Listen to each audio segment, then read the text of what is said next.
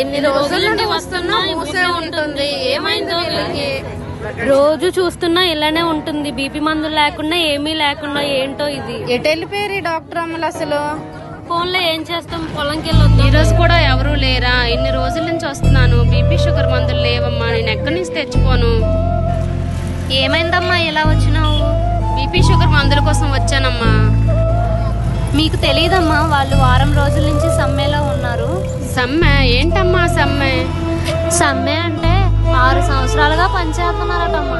కానీ వాళ్ళకి రూపాయి జీతం కూడా పెంచలేదు. అది కాగా 23-24% అంట అందరికీ ఇచ్చారంట. తో పాటు ఏవో నెల నెల డబ్బులు కట్ అవుతాయటమ్మా, అవి కూడా కట్ అవ్వడం లేదు. ఏంటో ఇవన్నీ ఉన్నా కూడా ఏమీ అడగకుండా ఉన్నారట. కానీ ఇప్పుడైనా తెగించి బయటికి వెళ్ళారు, అందుకే మనకు రావడం లేదు.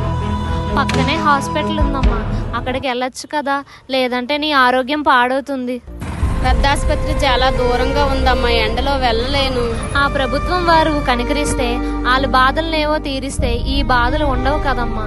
దయచేసి ప్రభుత్వం వారు వాళ్ళ బాధలేవో తీర్చి మాకు ఇక్కడ వాళ్ళని రప్పిస్తే, వాళ్ళు బాగుంటే మమ్మల్ని ఆరోగ్యంగా చూసుకుంటారు. మా బాధను మీరే అర్థం చేసుకోండి సార్.